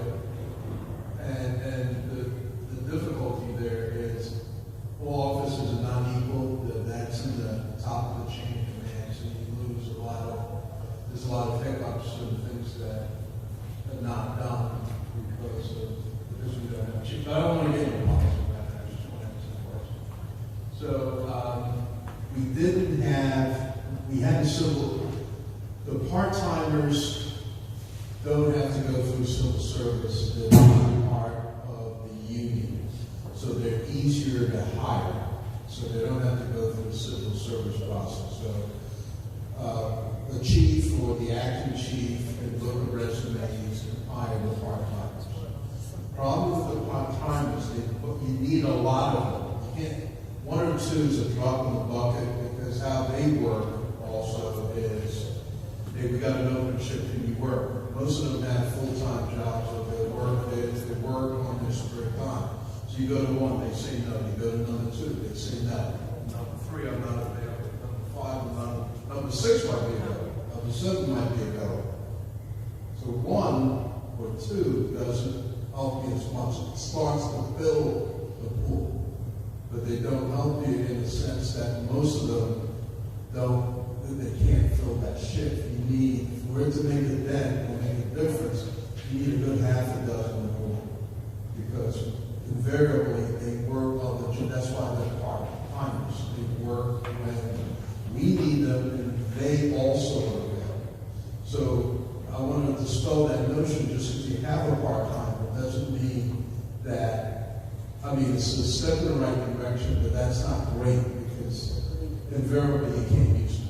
You need a good half dozen, 7 or 8 for it to work. You go to one, you go to two, they can't work, you need them. Maybe number 7, down the line, number 8, maybe they will work that shift. That's how that works. So they buttress and they help. And the other thing, I don't just want to play politics, I just want to answer. I know this better than most people because I've been doing this for 9 years, and I was chairman of the Civil Service Commission for 7 years. So that's the other thing. We need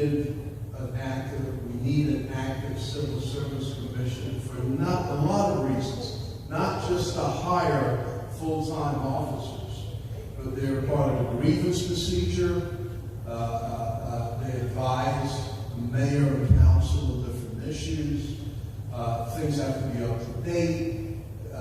They could be called up on any time. Legal issues and things like that, they have to be up and functioning. Now, I'll tell the truth. The previous administration, we had names, but they weren't up and functioning. So we were like trying to catch up from the last administration. Now, to this administration, we have to have an active Civil Service Commission.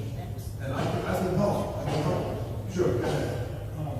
Do you have to be a native resident to be on the Civil Service Commission? Yes. You have to be an elector of that municipality. Do do have, So- we do have an ad on our website. Right. For the recruitment of a third civil service person. Right. We So, do have one application. so right now, my understanding is this, I know Nicole Peter was on it, but you resigned, right? And you No, had- I was on my term was up. It's only Okay, so your position is vacant right now, right? And then, who do we else do we have? We have Lauren Footman. No, you don't. Not She was anymore. never, you don't have I'll turn you over to. So we don't have You don't any. have So we have to do that, OSAs, we have to do that, okay? Now, that's something that you carry, that happened in Reprieve, so I'm not trying to dodge. Okay, we just have to fix it, that's all.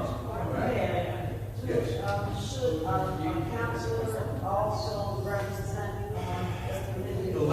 That came up during the last administration, and the previous solicitor said there could be no more than one borough council person on the civil service commission.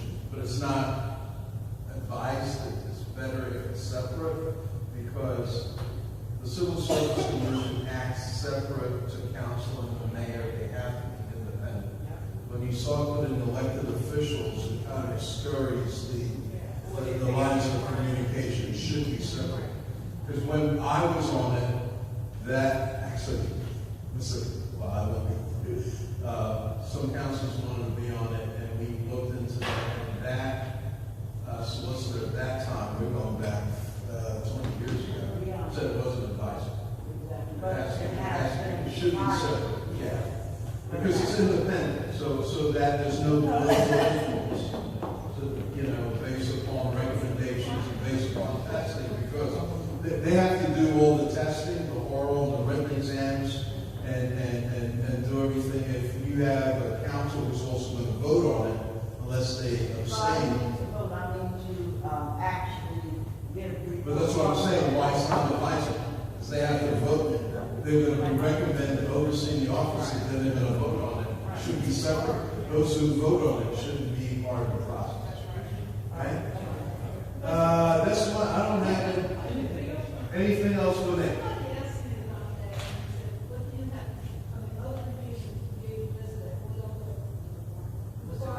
Requirements?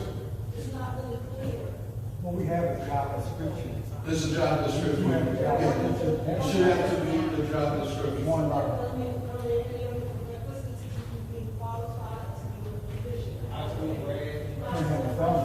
Yeah, you can't have a record. It should be a resident in good standing. Experience helps, having a job or different things, having some kind of executive experience. You don't have to be like a big boss, but working being a regular productive resident and meeting the job criteria. But it's a very important, I will say this, that's probably the most powerful commission, a non-elected position in Yale. You get a card, you get a commissioner's card, you're a commissioner. Okay, it's a very high potency role, and you give the recommendation, you oversee. Okay, so what they do, let me just give a little summation of that. They advertise for the job. That, once it's up and functioning, you put it out for the press. We're looking for 5 full-time officers. Here's the qualification. You got to be at least 18 years old, resident of Pennsylvania, whatever. It's advisable if you have the act or whatever, 120 or different things, or get within a certain, whatever that you're going to be given an oral exam or written exam. This, that, and the other thing. And they oversee the testing. They can hire a testing firm, which we've done from like mechanic, it's one of the possible ones. Or we could do the test ourselves, and it's, I believe, 1/3, 2/3 written and 1/3 oral, or vice versa. And then they're compiled, and then you're given a list of recommendation to council, like the top 10 or whatever. pursuant to passing, you have to take a psychological and physical agility test. And they're like 1.5 miles for them, or something like 12 minutes or whatever. And then the psychological exam and then the background check. If you pass those according to how you made out the test, you're hired in that order. And the only thing is you're given 10 extra points if a veteran's preference for law. Okay? So that's basically how that works. That's it? No controversy. Welcome, James. Just from the president's report, I just want to acknowledge a couple of events that occurred. Of course, post-pandemic, we have not had a Gateway Community Day, and I just want to thank all the residents and personnel that came out to make that event that Councilor Jones Waters had in her heart to do. The nature of the Community Day was the fact that it was an appreciation day for all the residents. It was an excellent operation. Everybody was right in place. The turnout was great. The weather was great. We did have vendors selling things there. We had everything was free. The food was free. It was just a wonderful occasion to see residents come out and make it probably one of the most successful community appreciation days that we've had. In fact, East Lansdowne copycatted us and did a community appreciation day as well. So it was really, really nice. So I just want to thank all of the residents who came out and made that successful, and our code department that had all hands on deck for facilitating, setting up, and making sure that we left the park, community park, as nice as we found it.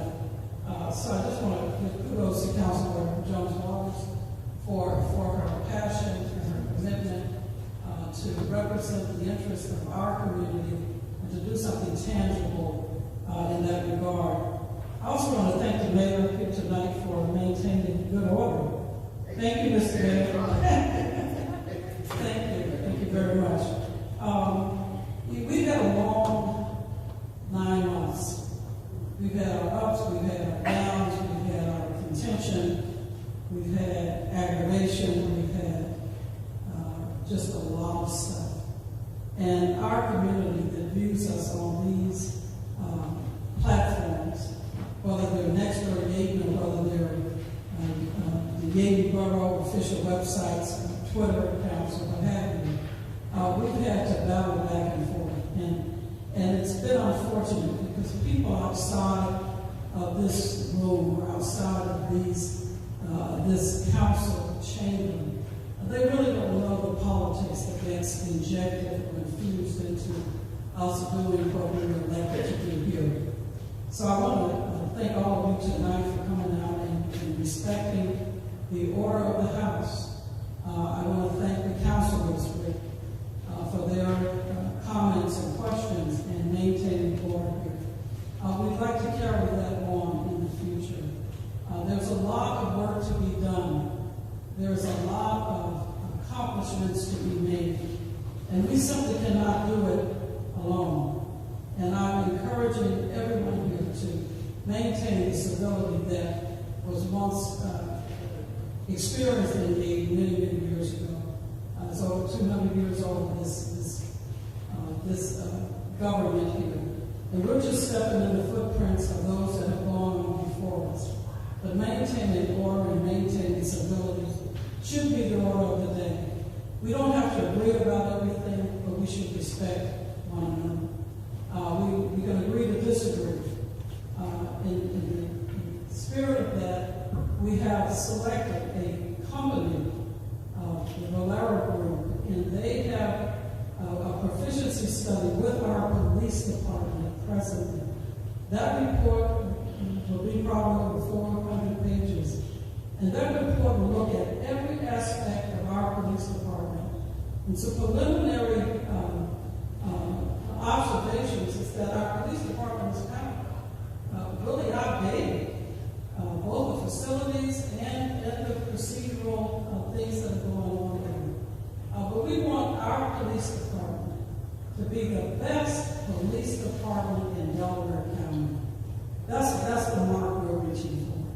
And that study will show the inefficiencies. It will make recommendations that will tell us what are the best policies, what are the best practices, what we need to do to create the kind of police department that has diversity, that has adherence to budgeting, to management, personnel, scheduling, and all the things that will make this town shine. We want to make sure that that happens.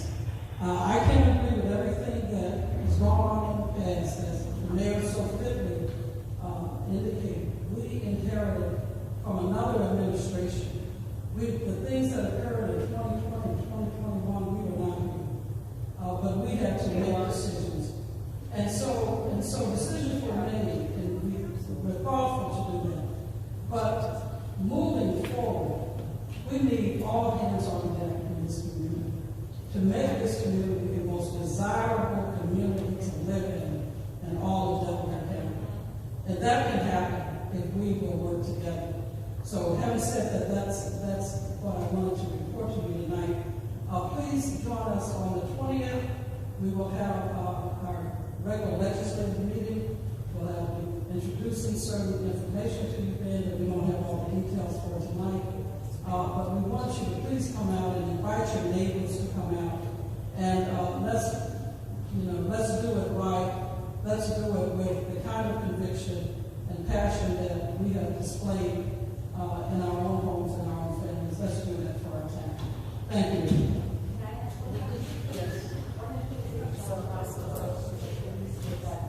Adherence to budget.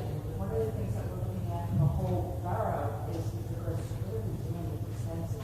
We're thinking that there's going to be a lot going over the budget. There's been stuff said with regards to the finance director and his possible resignation. I'm not sure if that's been rescinded, but so we're all concerned with regards to where are we going to stand. Well, where we are right now with the budget process, we just entered the budget process. Mr. Nichols has requested that each department head to provide their wish list for 2023. It gives an idea of where they are, and he has, of course, tracking all the spending for each department. But what has to happen now is that every department has to supply him what their projected operational expenses are going to be for that particular department. He will then take all those numbers, as he does every year, and he will create a budget and a projection of what that spending is going to be. It will be on our website. Any budgetary information will also be on the borough website. We've had a plethora of issues and problems with our social media and with our website. We had a huge conflict with the former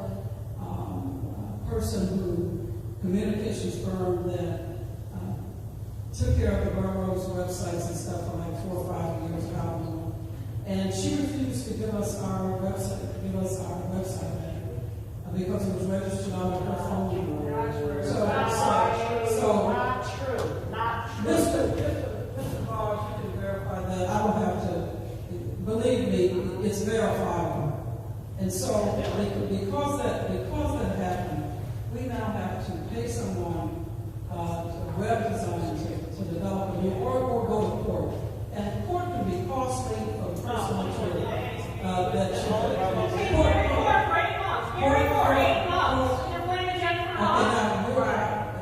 I didn't call any name. The fact that we have to develop a new website, it should not be. If you pay $2,000, $3,000, $4,000, $5,000 to have a website developed, and it has your borough official name on it, you shouldn't have to wrangle to get your website back. But it's what have you paid Gary for all those months? $6,000 here, $6,000 there, $6,000 this month for website design. Excuse me. You asked a question about the finance. I was asking about 2022 because I think that we've got this current year. Now there was a budget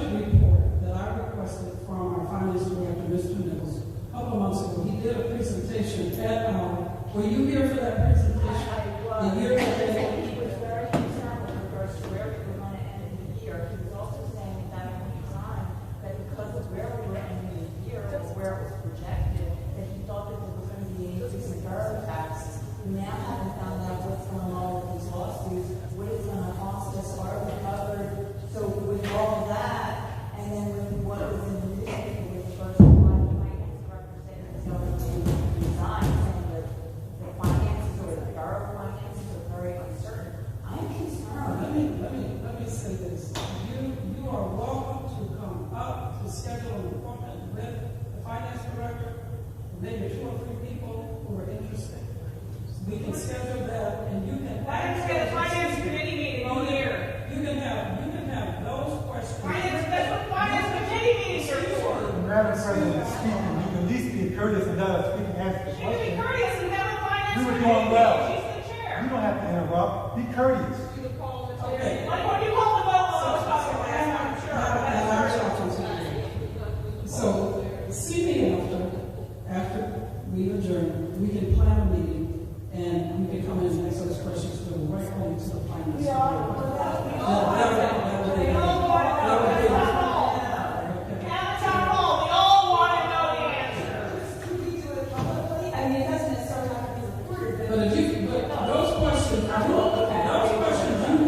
You need to have those questions answered as a concerned resident, as a taxpayer. You need to have your question, and you can have the opportunity to do it directly. So I want to make that invitation to you tonight. Well, but I think all the other residents want to. And I mean, certainly there are going to be public meetings with regards to the budget. That is part of the overall budget process before the end of the year. Before the end of the year, there's been, of course, lots of turbulence here. There's been a lot of distractions throughout this year for things that are beyond our control. Yeah. So we want to make sure that we end on a good note this year. I hate to admit the obvious that if we had the $387,000 Which kept on saying that was in the general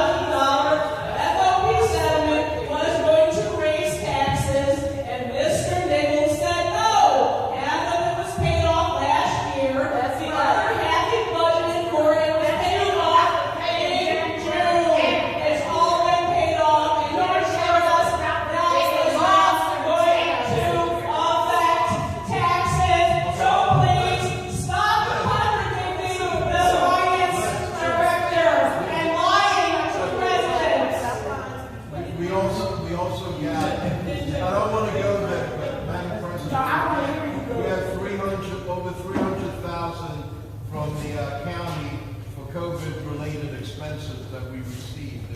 You asked the financial director, so the COVID-related expenses that we received, well over $300,000. We got $1.4 million from the Biden administration for COVID-related expense as part of the stimulus package. Again, I said, I don't want to go. I don't want to go. Oh, go ahead. Go ahead. Man, you don't have to go political. But if in fact we have those dollars, the question Anna is asking is how are those dollars reflected in the budgetary process today? It's a legitimate question. That's not what she asked. That's not what she's saying. Okay. Just hold on. Let me ask a question. Yes. I'm concerned where we're going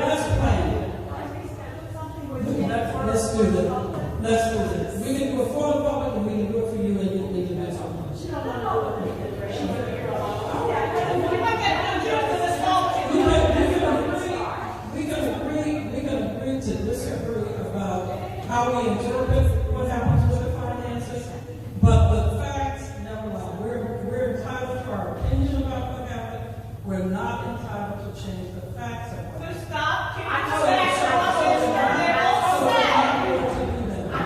that's there? But what the facts will show is what the facts should show us is what happens in the system. Mr. Trent, last question. You said and laughed with someone there while I was speaking your room. I'm sorry. And you're actually us to give Listen, come on, guys. You have a question. My question was, well, not yet, I'm sorry, not yet. Go ahead. My question to you was, when will the budget season start? When will our piece actually stay in It started, so October. This is October. October what? It has started. Well, I've actually it started already, but you said it. I'm asking for the narrative from him. No, listen. He has to request information from all the departments. He puts all that information together and he does the projections. Well, why is it late this time? Because normally it starts in September. This is September. Budget season starts. No, this is October. It should have started in September when you guys came back to the floor. Okay. So no, it starts in October. That is what he reported to me. That he'll get those reports and they'll be made public. I'll ask him if I can't trust you. Go ahead, Mr. Trent. Here we go again. Go ahead. All right, you mentioned earlier about improving how we all get along and everything. Yes. I think one critical area that could be improved is if you remove those two things on the website that are in green.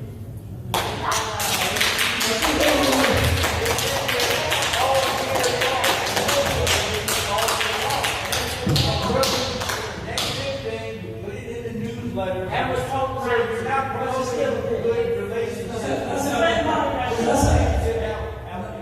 have that conversation. If that can be removed, that would be a step in the right direction. Let's have that conversation. Let's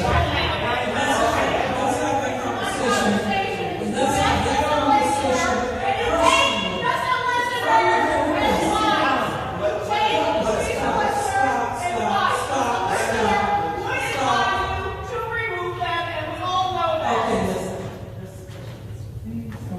Are there other questions? I have a question. Mr. Boggs, that meeting that took place on September, if I'm remembering correctly, September 8th, the meeting with all the attorneys that was representing the borough with respect to all of these lawsuits upon us, the meeting that I was asked to leave because they didn't want me to have any information. Oh, no. Do you have any report from that meeting? Because I'm very anxious to know what these representatives said, especially with respect to She's asking them, Sharon, close your mouth. No, I'm Mr. Boggs. Are you able to answer that? Are you able to do that? One sentence. We are covered with all of our lawsuits. Okay, we're covered. Are we covered under any notice Store's of covered, Aparo is covered, Williams is covered. We're covered. Are we covered under any letters of reservation? There are no active letters of reservation. There's Zero. Not at this point in time. Not at this point in time. Okay. Where's the letter of reservation? What's there? The only thing that I was prepared to say at a solicitor's report about that meeting was that we were covered on all of those lawsuits. And I discussed that with Mr. Gossett. Can you define letter of reservation? Sure. That's when the insurance carrier sends us a notice letting us know that that they will be disputing coverage. And then there's an appellate process within their organization in which we can dispute that. But at the end of the road, if they don't reverse their decision, then we would not be covered. But the first process of being not covered is a letter of reservation from the carrier. And I think that's enough. Thank you. All right.